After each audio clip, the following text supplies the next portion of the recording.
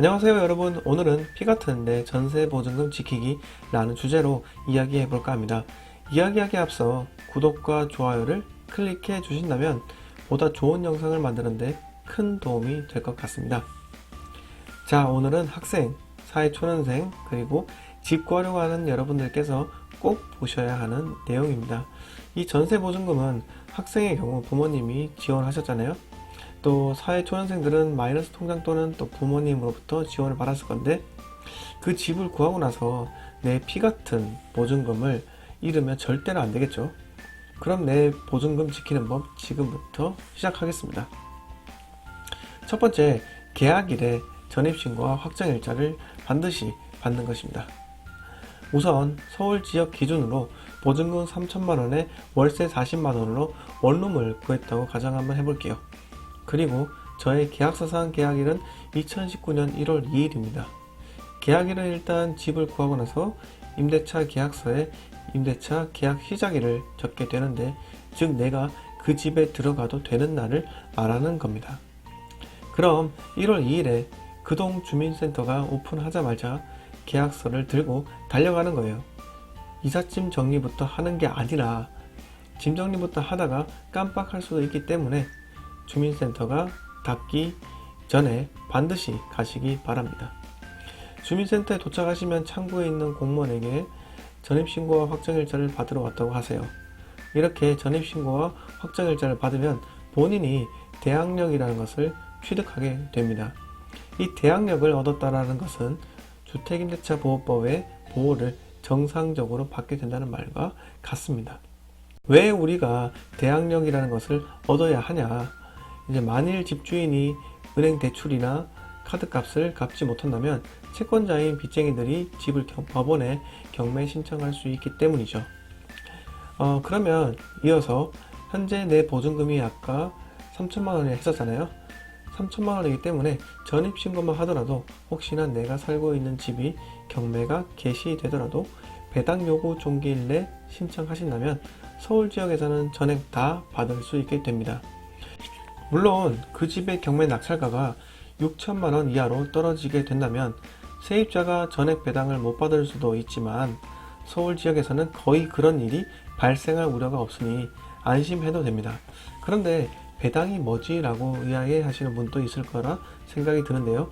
예를 들어서 집주인이 카드값, 은행 대출, 세입자의 보증금을 갚지 못해 경매가 진행된다면 법원은 먼저 빌려준 사람, 나중에 빌려준 사람, 즉 빚쟁이들을 순서대로 줄을 세운답니다. 줄 서기 위해서는 법원에 신청을 해야 되는데요. 그 신청 기한이 바로 배당 요구 종기일입니다. 그리고 집이 낙찰되고 나서 법원이 낙찰대금으로 빚쟁이들에게 배분해 준답니다. 자, 이 표는 최우선 변제금이라는 건데요. 경매를 당했을 시 보증금이 법적 금액 이하면 전입신고를 한 임차인이라면 전액 배당을 받는 사회적 약자인 임차인을 위한 법적 안전장치예요. 서울 같은 경우 보증금 3,700만원 이하이면 전입신고만 한다면 전액 배당 받을 수 있습니다. 그러면 확정일자는 왜 받는지 궁금해 하실 분이 생길 거라 생각이 드는데요. 서울은 내 보증금이 1억 1천만원 이하일 경우에만 아까 말씀드린 최우선 변제금 보호 대상에 포함될 수 있는데요. 만약 집이 2억에 낙찰되었는데 내 보증금이 1억 1천이 가장 빠른 선순위고 은행 근저당권 5천만원 설정일이 내 보증금보다 늦게 등기부등본에 기입되었다고 가정을 하면 나는 최우선 변제금인 3,700만원을 우선 변제받고 나머지 7,300만원은 은행 대출 5천만원과 순위를 비교하게 됩니다. 그 후에 나의 확정일자가 은행 대출보다 빠르기 때문에 은행보다 먼저 배당받게 됩니다. 이게 바로 확정일자의 효력입니다. 확정일자도 꼭 받으시기 바랍니다. 두 번째는 전세보증보험 가입하자입니다.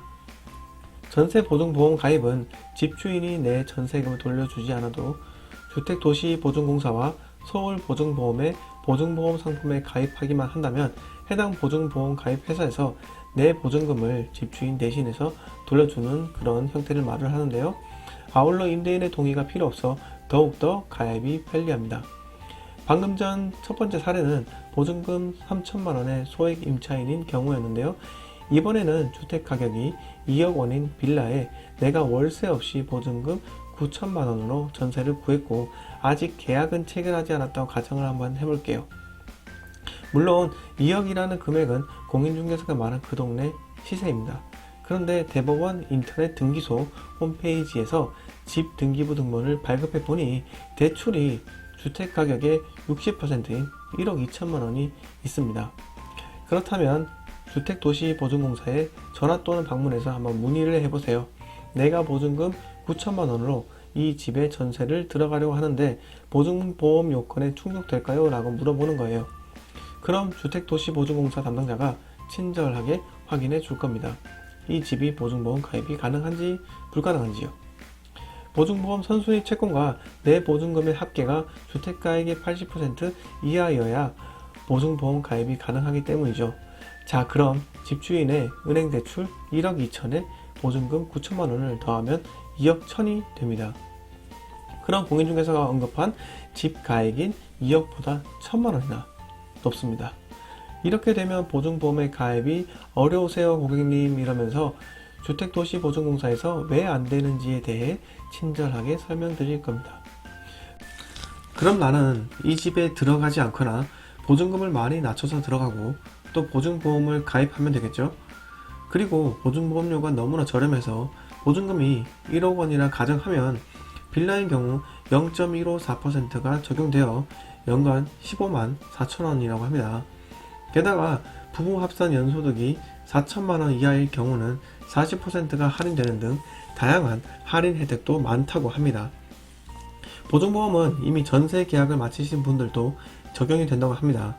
정부에서 사회적 약자의 임차인을 이렇게나 신경 쓰는 것 봐서는 정말 안심하고 집을 구할 수 있는 것 같습니다. 오늘은 여러분들과 함께 피같은 내 보증금 지키는 법에 대해 이야기해 보았습니다. 나는 경매 당하지 않겠지라고 부정만 하지 마시고 만약에 사태에 대비해서 오늘 설명드린 안전장치를 하시는 것을 추천드립니다. 이만 이야기를 마치도록 하고요. 구독과 좋아요는 영상을 만드는 데 큰 힘이 됩니다. 감사합니다.